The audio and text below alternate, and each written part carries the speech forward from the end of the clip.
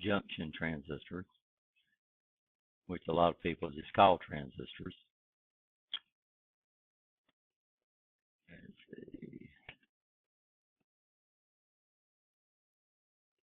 What we need to do is let's go ahead and pull up the data sheet for the 2N3906 or 3904, which is the NPN transistor that we're going to be dealing with most often during the term.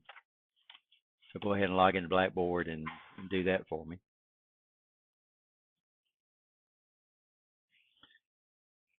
I need to turn on the projector.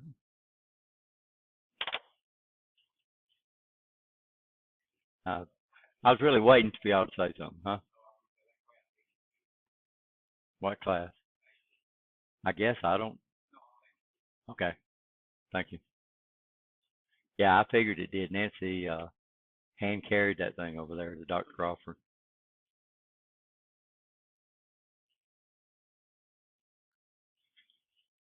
I think she said he also signed your graduation recommendation too.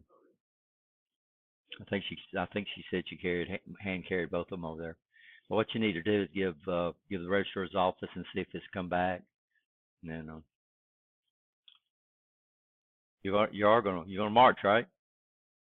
You're not. Oh, that's first class, so it's pretty neat. They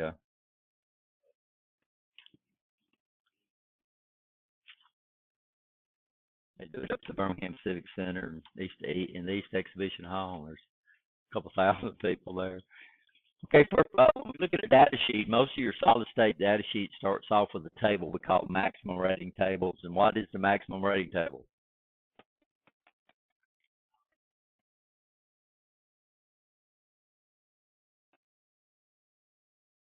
Yeah, but it doesn't guarantee.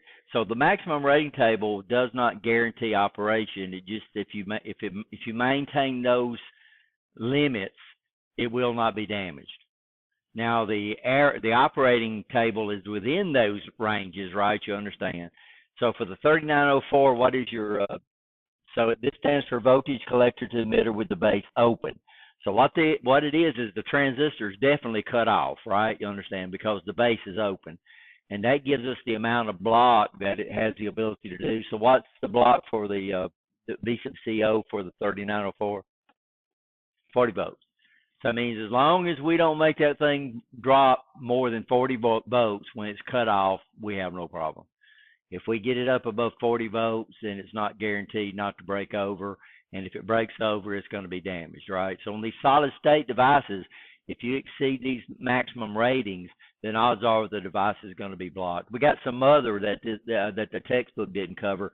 What's the other one? C sub E. So we got V sub CEO. And what's the other one?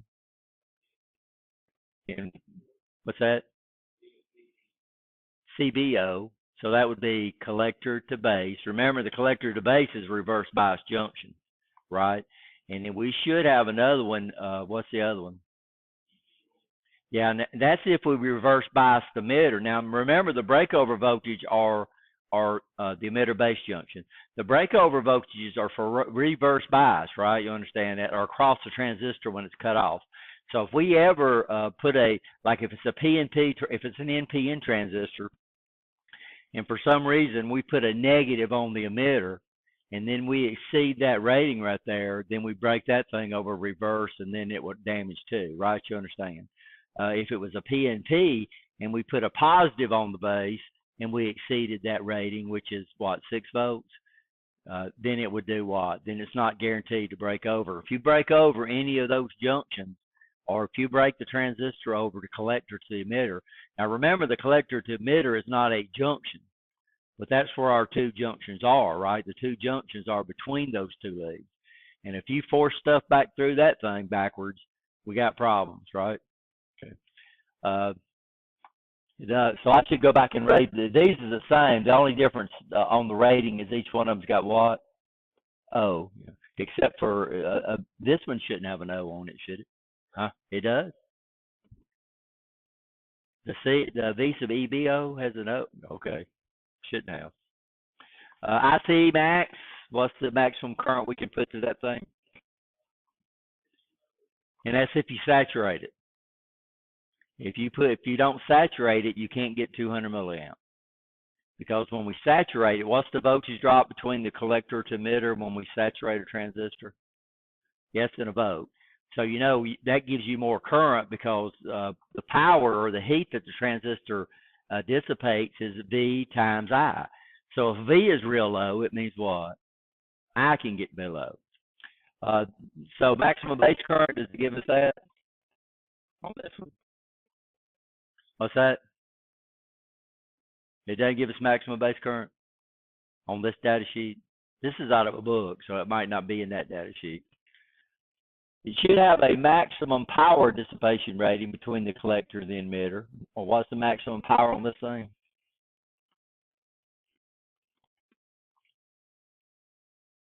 It's got to be in there somewhere. Y'all don't see it?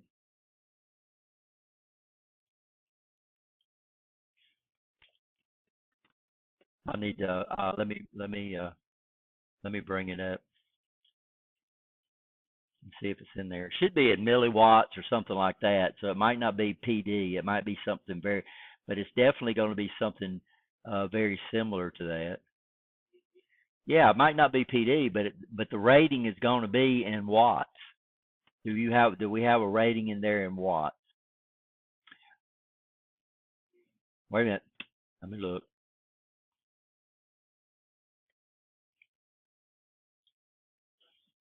$39.04 PDF.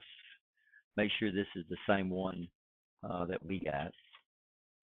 The 3904 is an open technology. It's actually a JEDEC registered transistor. Oh, so that means anybody can make this. This is the data sheet for Fairchild. Is that the one y'all got, Fairchild?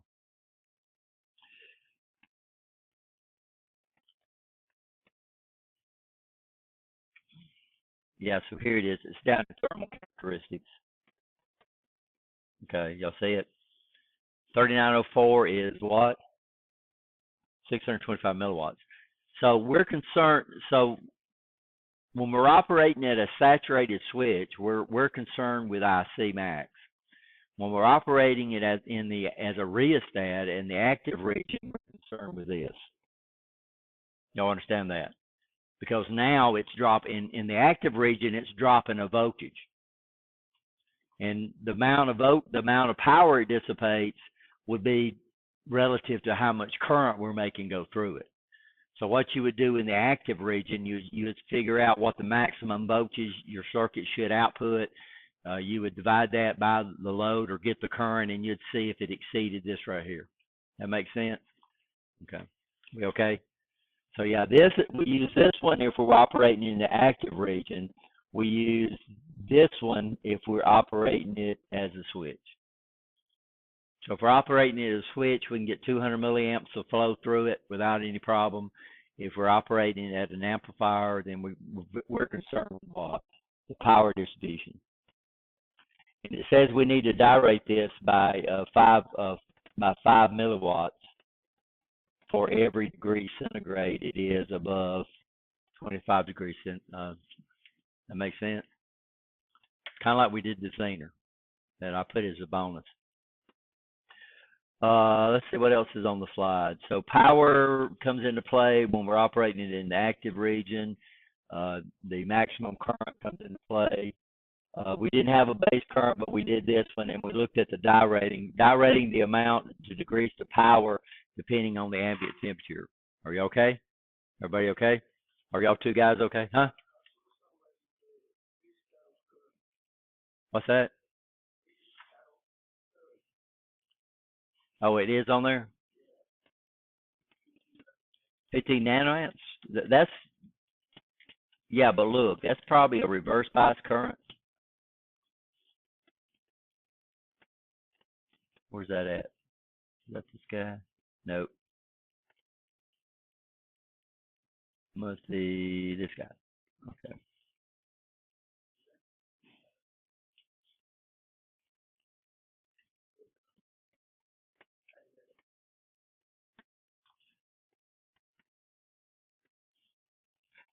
Where you're looking at?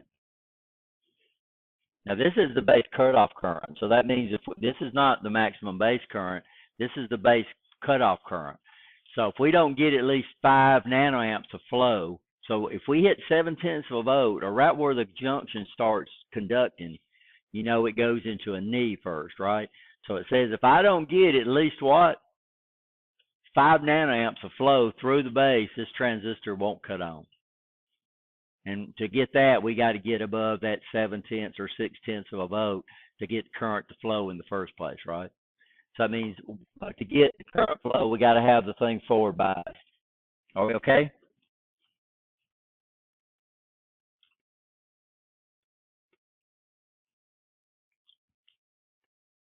Okay, so let's look at some of the other ones we're using. We're talking about the data sheets, Dwayne.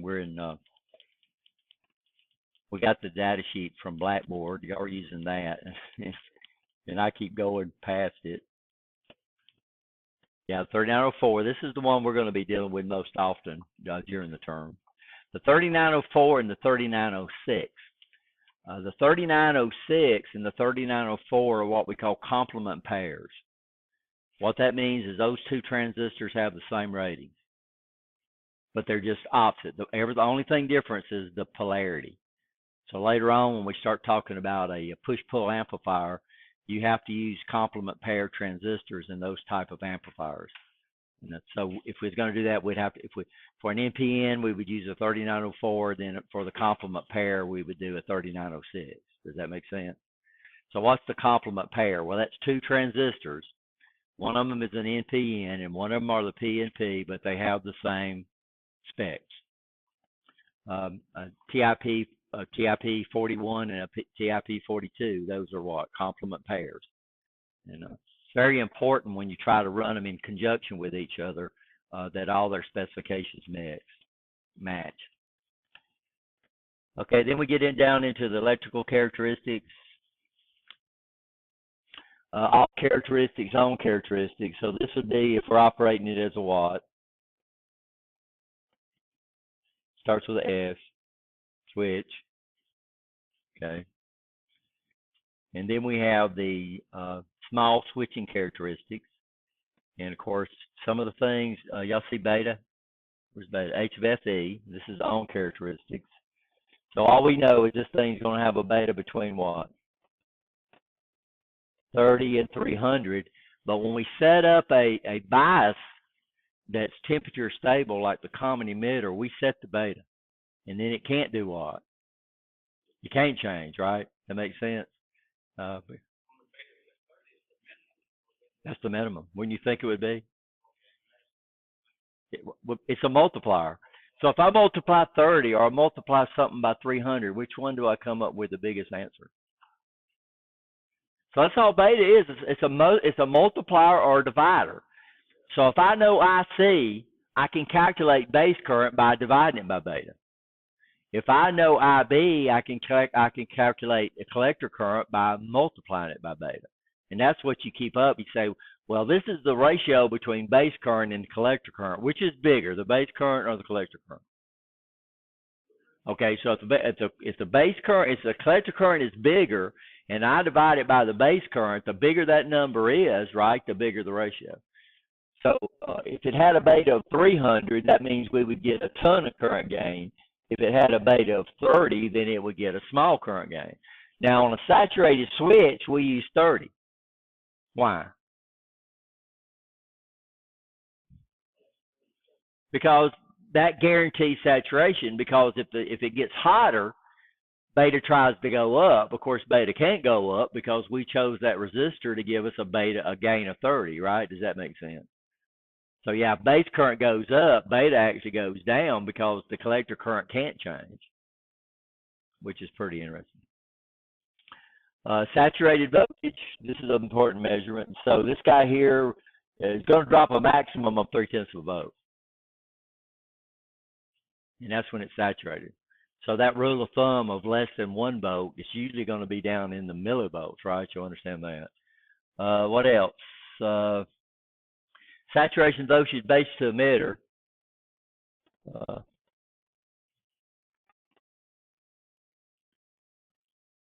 I'm going to give you a typical typical, by the way. This data sheet don't give you a typical, but so saturation voltage base to emitter. Remember on your diode, when you did your diode, we used 0.7 of a volt as a rule of thumb, right? An approximation. Actually, if the current goes up, the VF gets a little bigger. If the current goes down, the VF gets a little smaller, right? You understand? I think for the 1N40,000 series, it could get up all the way up to a volt if you let it conduct real heavy. Okay.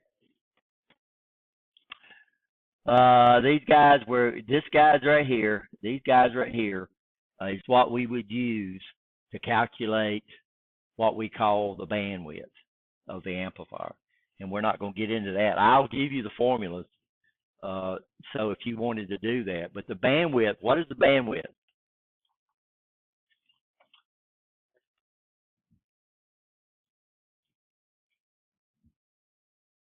I'm listening. Undoubtedly, oh, there it is.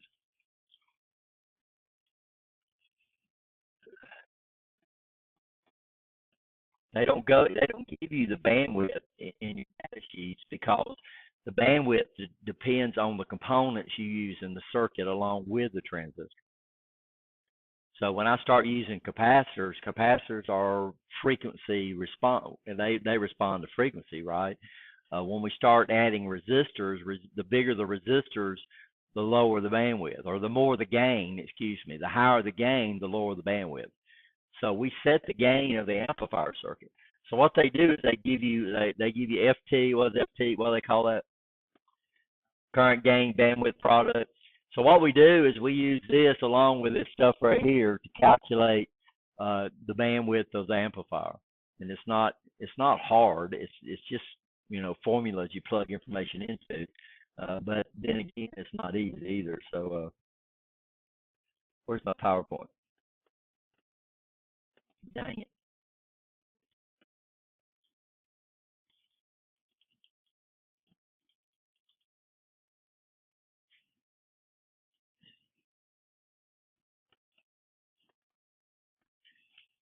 So what we end up with on most solid state devices, and this is even true with we had a TV when I was early in my troubleshooting years. When we had the CRT TVs, the CRT TVs ran what we call the horizontal oscillator at 15,700 hertz. And then they take that 15,700 hertz and they rectify it to get a DC voltage. Now, the higher the frequency, the smaller the capacitors required to filter that, right? We had a bad diode in the rectifier, and we put a 40,000 something series in there, and as soon as we turned it on, it popped because that 1N4001 was set up for 60 cycles. And when we put that in that 15,700 cycles, it basically just jumped right through the diode because the diode is kind of like a capacitor when we reverse bias. Remember the varactor diode we looked at when you reverse bias it, and then you have that depletion region in there. It acts like a capacitor. Well, remember capacitor opposition varies with this formula. If y'all hadn't had AC yet, and I think most of y'all in here have had AC, right? Remember the formula for X of C. So X of E is equal to what? 1 over 2 pi FC. Well, what was happening is that 15.7 kilohertz, and then that little old 4001 that was set up for 60 cycles, it just zipped right through that. I mean, just like it wasn't even there when you reverse bias. And what it was doing is was pushing voltage through, was pushing current through a voltage, and it popped it. So we had to buy the diode that came out of there. We had to buy a high frequency switch. We had to buy what they call a switching diode, which has the ability, has very low capacitance, right? You understand, or higher capacitance, so it doesn't affect its frequency as much.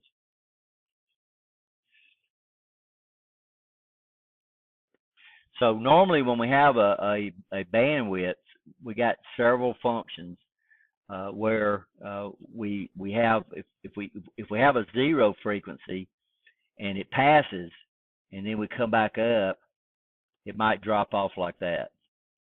And then the first frequency we call F1, and then when it cuts off at when the voltage drops down to 70.7%, we consider that to be the cutoff frequency. Y'all know 70.7. Well, y'all know why 70.7%? Let's say I'm calculating power, and I have 10 volts, and it produces 10 amps. Well, when we add that out, that comes up and gives me 100 watts. I mean, multiply that out. Now, what you have to remember, voltage and current are directly proportional to each other. So what I'm going to do is I'm going to take my power and I'm going to drop it down to 7.07 volts, which means my current will drop down to 7.07 amps. And this comes up and gives me, it's going to round because we're rounding this, it gives me 50 watts. 49. When you do the math, it's going to give you 49 something. But remember, 7.07 is rounded. It's actually the reciprocal of the square root of 2. So if you took the square root of 2, which is 1.41414, and you took the square root of that, you're going to get 7.07. And if you use those numbers, it would come up and give you 50 watts. Well, so what this says is if I'm looking at a circuit and the voltage drops down to 70.70%, the power delivered dropped in half. The power delivered to the circuit. Now, most people say, and now hopefully you know that if I say that half, I say, I'm going to half the voltage. What's going to happen to the power? You do that in DC, they say, well, it's going to half. But no, it don't. Remember, the power varies with the square. So if I drop it half, it's going to drop down to by what? By a quarter, right? You understand? A quarter of the power.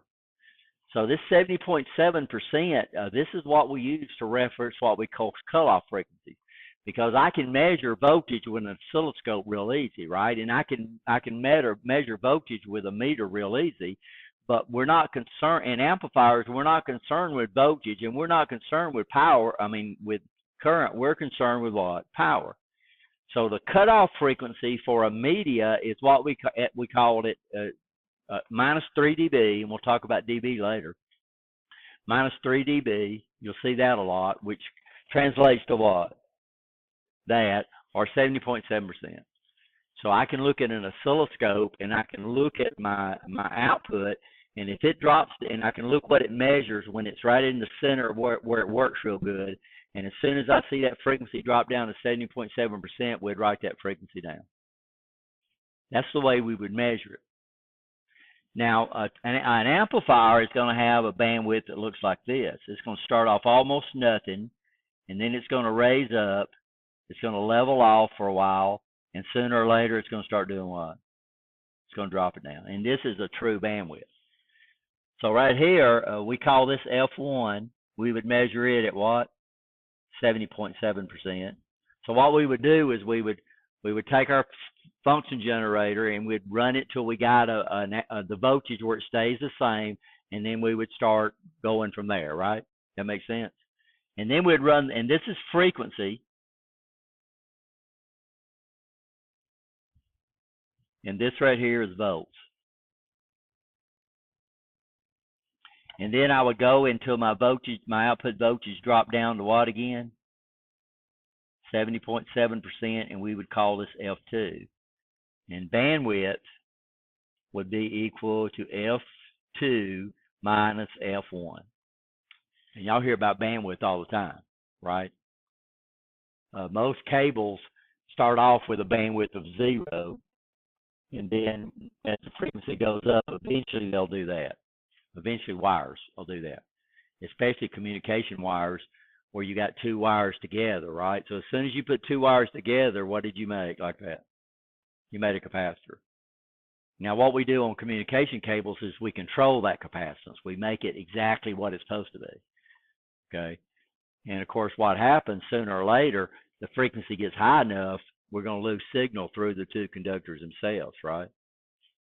So they'll give you the rating of a cable. So Cat5 cable, which is what we use for internet, that's a 100 megahertz cable. And what that means is if you exceed 100 megahertz, then you're going to screw the system up. And we'll talk about that a little bit later. We'll call it impedance matching. So that means I can hook up an amplifier and I could run this. Now, what we use, what sets F1, these are your capacitors that you put in there. That's the capacitors you put. The bigger capacitor you put, the lower the frequency will go. Y'all understand that? Because what is the formula? X of C is equal to what? 1 over 2 pi FC. So the bigger the frequencies you have, the bigger the capacitor you have, right? You understand. Then X of C would do what? Would start going down. So that means our frequency can do what? Can go down. Does that make sense?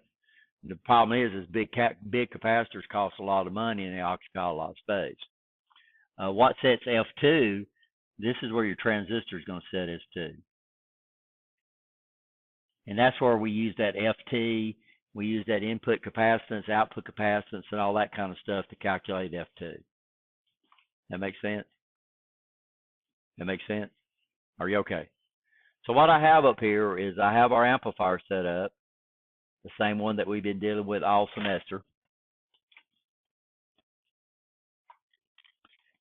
And this is an input signal I have right here. And what I'm going to do, I just have this up here to show you that the input signal never changes.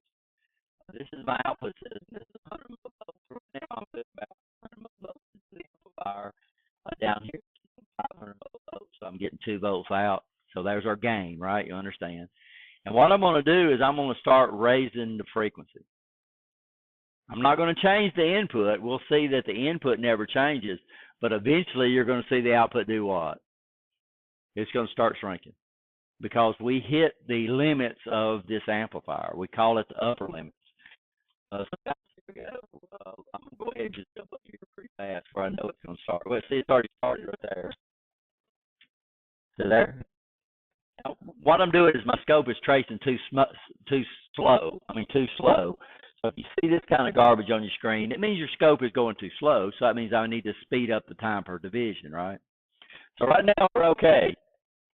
As soon as I go up to the next one, did you see it drop down? Huh? There's the line right there. You can't see it. Right there. Okay, but, you'll be able to see it real good here in a second.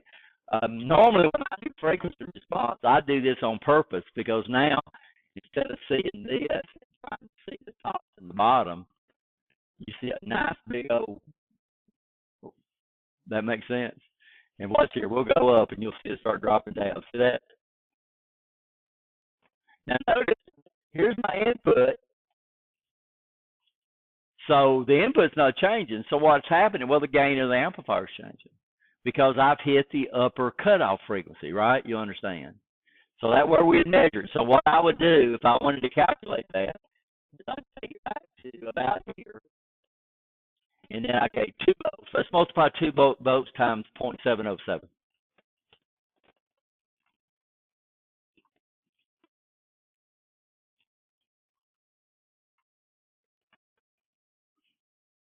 What we got?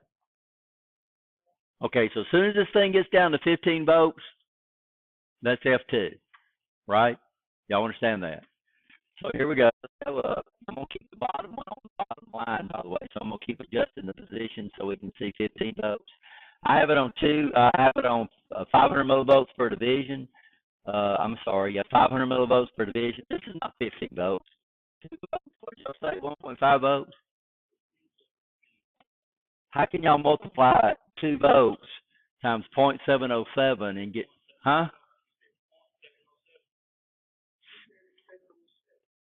Yeah, but it's 70.7%. I thought y'all could figure that 0.707. Okay, so multiply by 0.707. I'm sorry for the misunderstanding. Okay, about 1.5. We can see 1.5 real easy. So what I'm going to do, sorry about that, guys. That's all. So here we go. Here we go. Here we go. We're not there yet. And that's it right there. So the cutoff frequency for this amplifier is about it's about kilohertz. That's kilohertz. 126, 127 kilohertz. Now, what determines this is the transistor, right? You understand that? But when I look at my amplifier, what's these things right here? Capacitors. So those are your bypass your coupling capacitors, and we're going to add another one here in a minute. We're going to call a bypass capacitor. So right now I have a output capacitor and I have an input capacitor. So it means if I start dropping this frequency down, let's go down now. Let's turn the scope down. I don't know if I can get it to do a bar here because it's so slow. Let me raise this back up and get the bottom back up. So I'm going to start dropping the frequency down.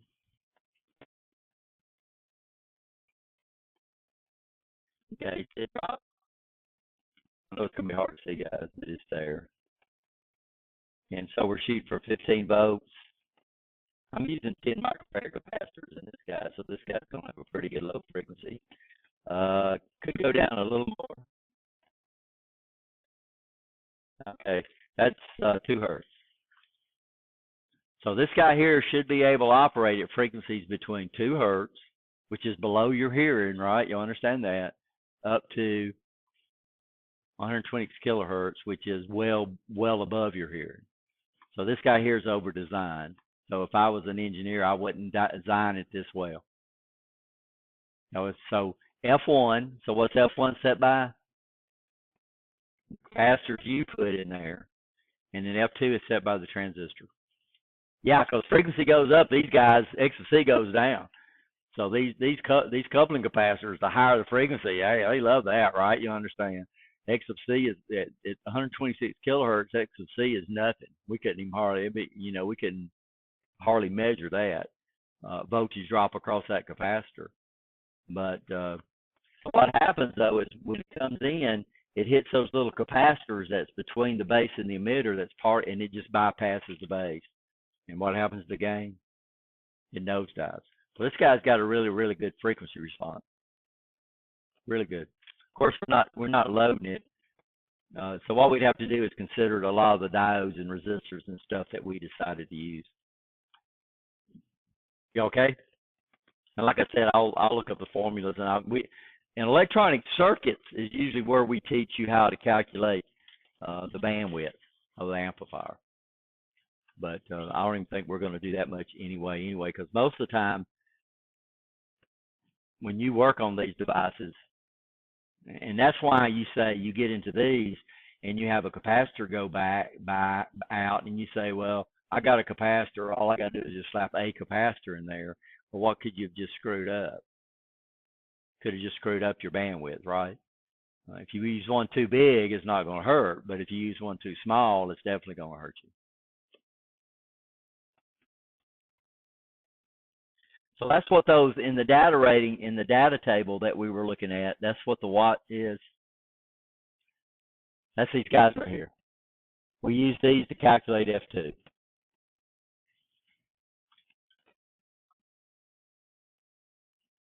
Now, another thing that I needed, and we'll look at these, what a MOSFET, some of your MOSFET has over bipolar transistors.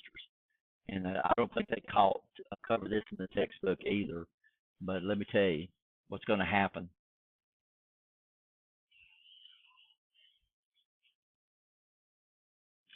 So when we come up and we saturate a transistor,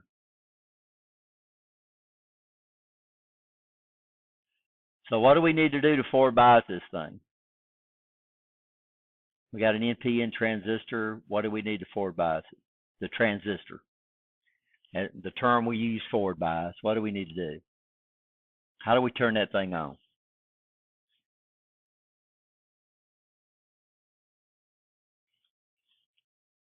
What do we need to do to turn it on?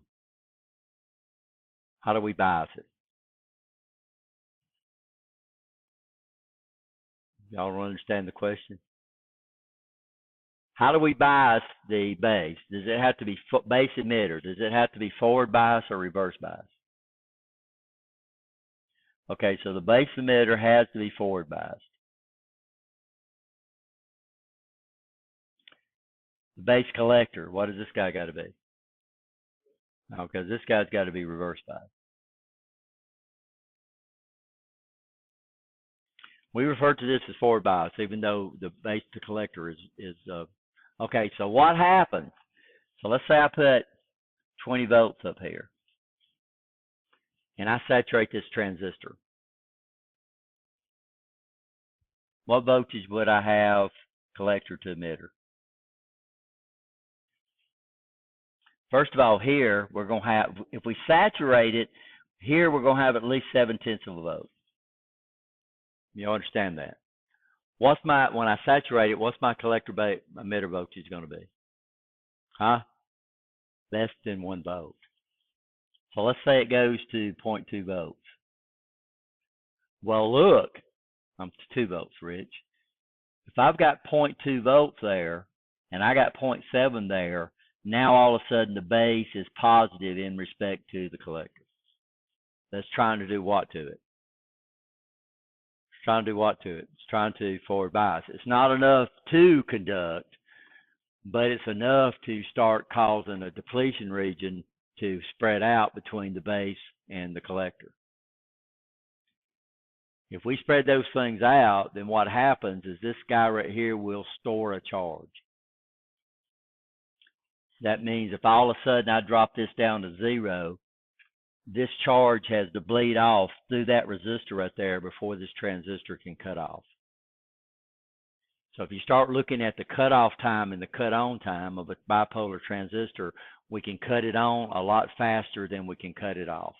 Because when we cut it off, this charge right here has got to do what? It's got to bleed off.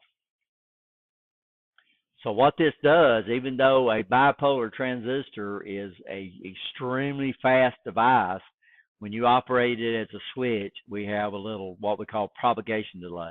Propagation delay is how long it takes to flow through. So that means if I come over here and put this to a 1, this transistor is going to saturate almost instantly, right? When I put, let's say I put, in digital we call them 1s and 0s. A 1 would be a voltage and a 0 would be a common. So if I put a 1 on this thing, this guy here is going to saturate real fast, right? You understand? If I put a 0 on it, it's going to take a little while for it to do what? Cut off. And I don't know if that's in the data sheet or not. Let's see if it's in the switch characteristics real quick. It should be.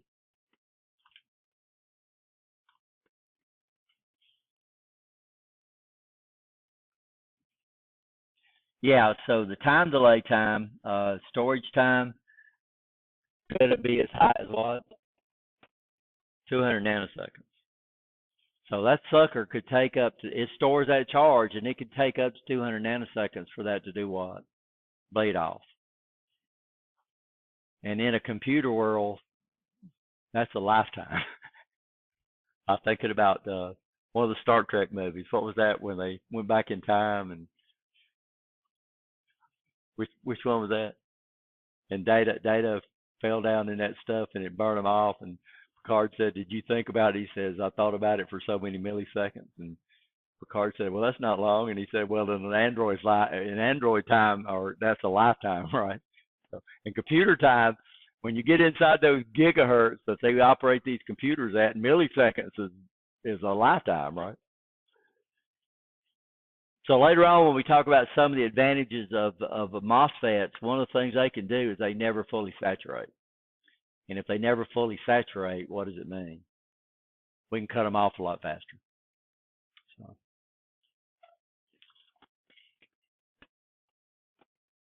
And they've got a new guy out called a insulated gate bipolar junction transistor, which we use in variable frequency drives. What's nice about bipolar transistors is they can handle a lot of current and a lot of voltage. What's nice about a MOSFET is that you can turn it off and turn it on real fast. And what they've done is really neat. So that what they've done is they've combined a MOSFET with a bipolar transistor.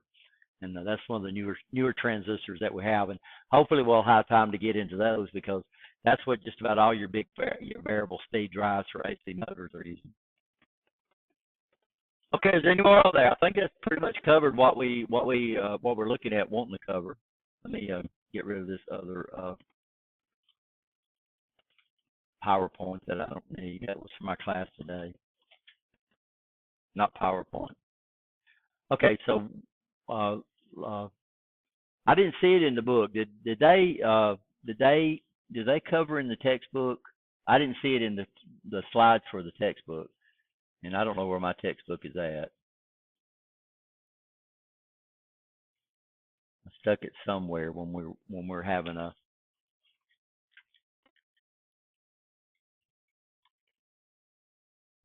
digital textbook. I need to find it. What we're going to do, I'm going to show y'all this, and hopefully it's in the textbook so y'all can look at it. But when I looked at the bipolar, when I looked at the slides for that chapter, it wasn't in there. So I think here we have a 100K, right? And then down here we have a 10K.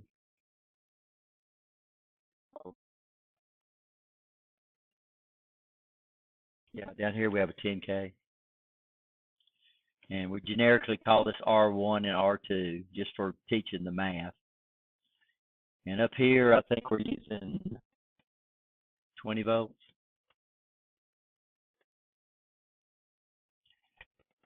And then we come over here, and of course this is connected to circuit common. We have an NPN transistor. And then we have a collector resistor. It's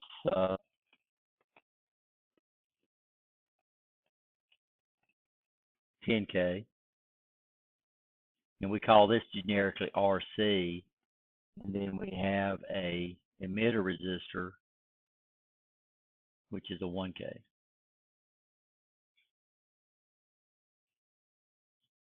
And we generically call this RE.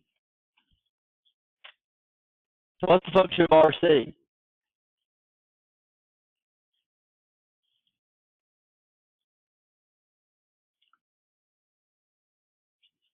I mean, they got a purpose in there. What's the function of RC? So if I was to come over here, and of course this would burn up, and I was to come over here and do this. Now I'm going to take this back to 0. Okay, and I did that. If I measured the voltage across that rheostat, what would it do when I change that? Change the rheostat? What would the voltage go to? Let's say this is 10 volts. What would it measure all the time until I burn it up? What would it measure? It's only one resistor. Kirchhoff's law says the voltage it's going to measure 10 volts. So I cannot generate a voltage output across a rheostat. So what do I have to do? Now, if I come over here and do this, if I put a fixed resistor that I call RC, right? You understand? And then I come back and make this a rheostat. Y'all understand that? So if I make this resistance goes down, and I take my output right here, my output's going to go down because now I've got an RC that's dropping the rest of the voltage, right? You understand? So the output is developed across that resistor right there, between that and the transistor. If I didn't have RC, I wouldn't get an output. Okay, what's the function of RE?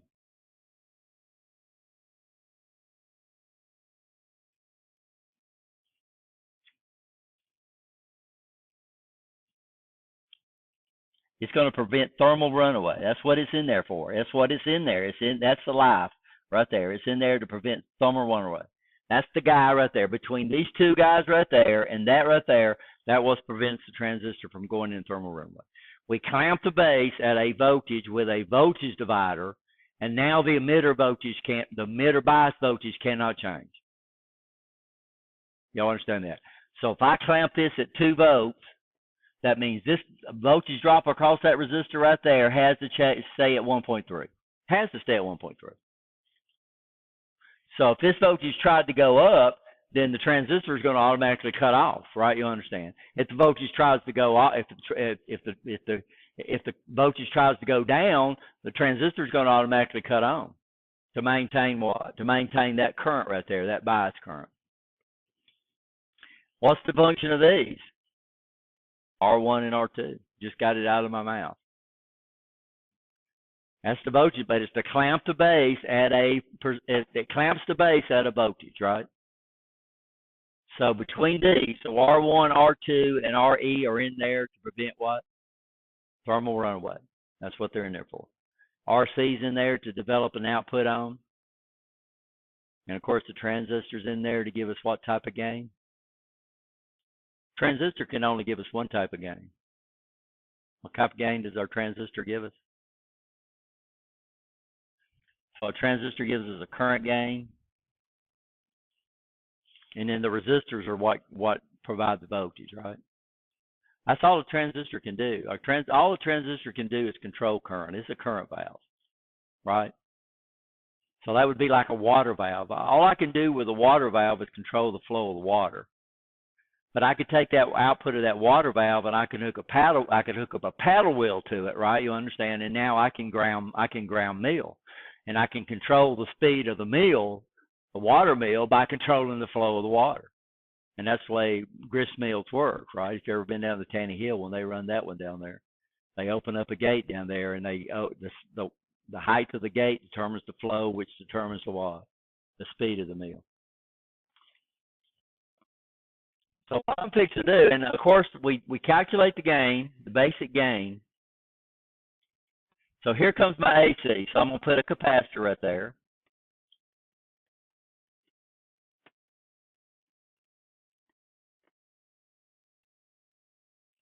We're going to put the plus right there, right? We're going to put a capacitor over here. I've got that backwards. We're going to put the plus right there. Y'all understand that? These are polarized capacitors. And the advantage of polarized capacitors is we get more capacity with smaller capacitors.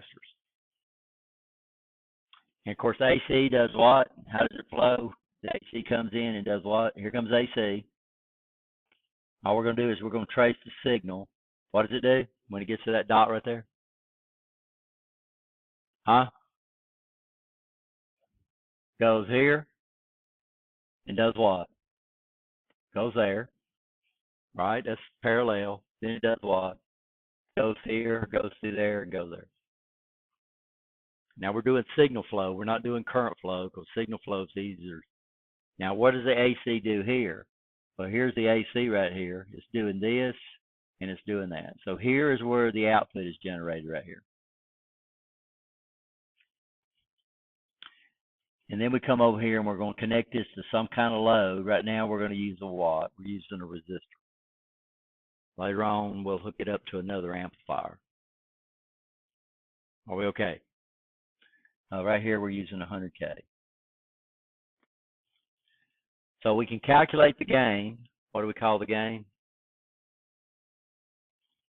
We call it A, B, right? We're going to equal to R out over RE. So when I calculate R out, this is a parallel circuit. Can y'all see that?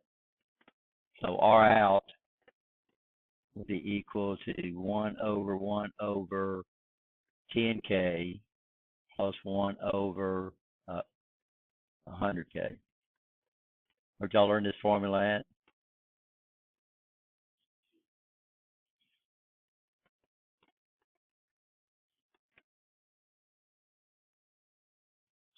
So what gain should we expect out of this amplifier? So here, this would be R out. The book might call it Z out. I mean the data sheet. Does it call it R out or Z out? On my formula sheet.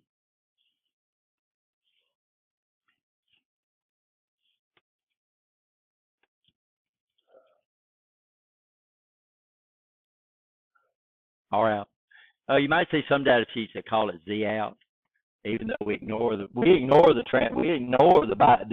capacitors, because this guy right here went down to 2 hertz, right? You understand that? That's even below my audio hearing. So if I operate below 2 hertz, we can ignore these capacitors. Some people call it Z out because it's AC signal. You get to some people, when you start dealing with alternating current signals, they call the opposition Z all the time. Okay, gangs, what gain should we expect out of this thing?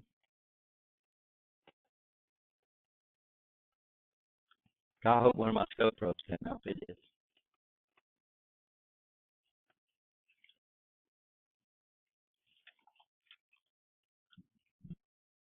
Come on, guys, we've got one more thing to do before we go to lab.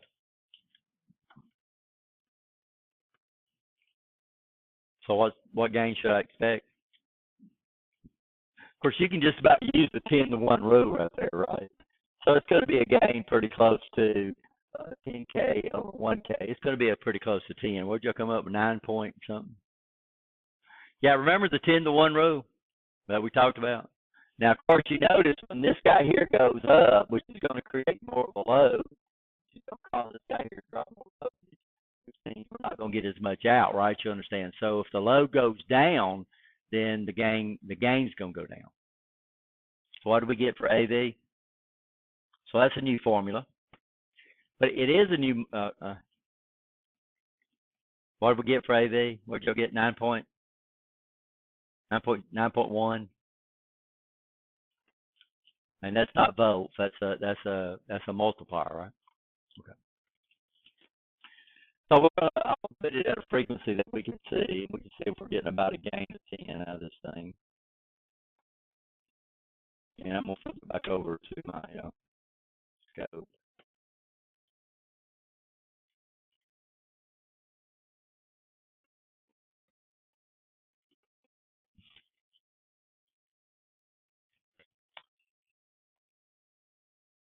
Let me drop the frequency down. This function generator don't like that frequency for some reason. So here we're putting in, I took your audio, right? So normally when we look at these things, we use a function generator so we can actually see the cutoff frequency. Y'all see how we did the cutoff frequency with a function generator? So right now we're getting about 2 volts out, and we're putting 2 volts in. I'm sorry, we're putting 200 millivolts in, so that's a gain of 10. All right? All right. Now, what I'm going to do is I've got another capacitor right here. And what I'm fixing to do is I'm fixing to come over here. Now notice my AC comes through. My AC comes through, and my AC has to go through RE. Right? You understand that? What I'm fixing to do is I'm fixing to come over here and put one more capacitor into the mix. I'm going to come over here and I'm going to take a capacitor and put it right here. I'm going to draw it out here so we can see it.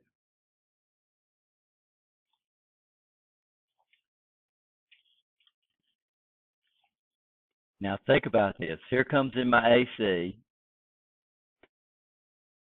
Here it comes right here. This is a 10 microfarad capacitor, 94 hertz there, which means this guy here has got less than an ohm right here. That's 1K. Where's 99.9% of your current going to go? It's going to go through the capacitor and bypass RE. Now, what do you think that's going to happen? Is it going to cause the gain to go up or the gain to go down?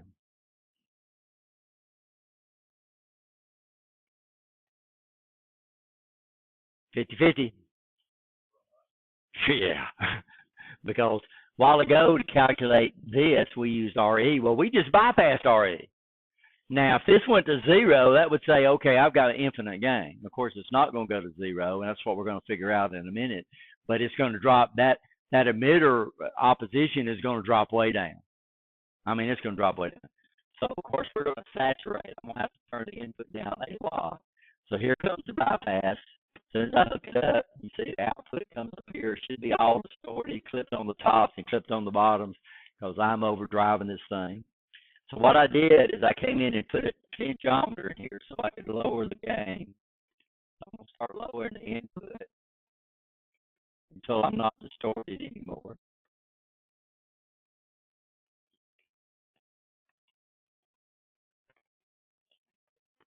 It still looks distorted to me.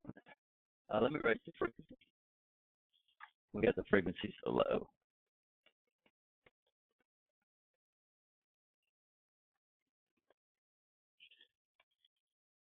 Okay. So let's turn this down. I'm going to put my input so I can measure it. So right now the input's on 20 millivolts per division. Well, let's see if I go up so it makes it easier to measure before we measure. Okay, I'm sorry. Dang it. Okay. So what I did is I connected bypass capacitor. This is it right here. So now I have 3 capacitors. And what I have is this is on 20 millivolts per division. So 20 millivolts, you're looking at 40 millivolts of input now. My channel 2, I have it on 2 volts per division. So 2 volts per division, I have 2, 4, 6, 8. I'm getting 8 volts out with 40 millivolts in. What's my gain? What's my voltage gain?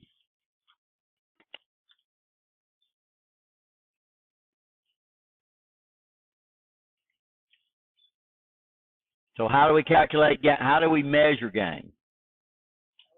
Out over in. So what do I have out? I got 8 volts out. Huh? I got 8 volts out. I got it on 2 volts per division, 4 divisions. And I got 2 divisions at 20 millivolts. I'm putting 40 milli in.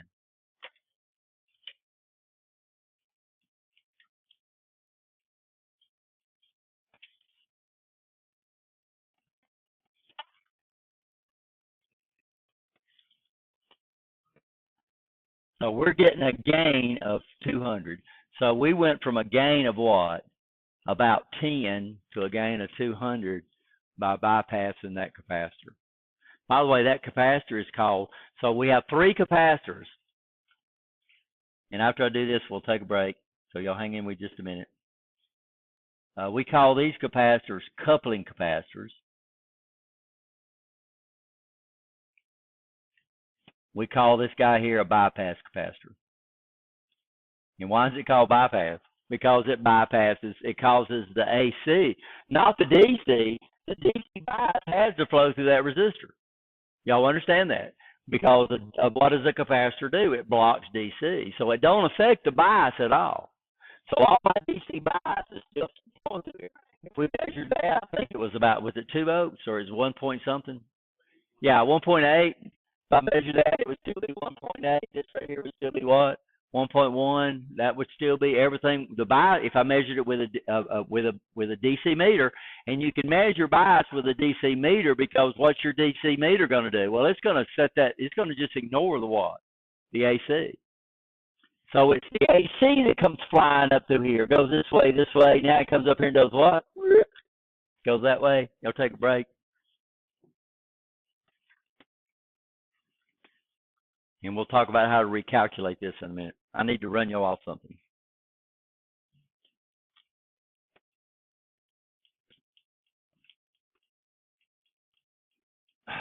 Boy, I tell you. Yeah, but I'll get you. Thank you.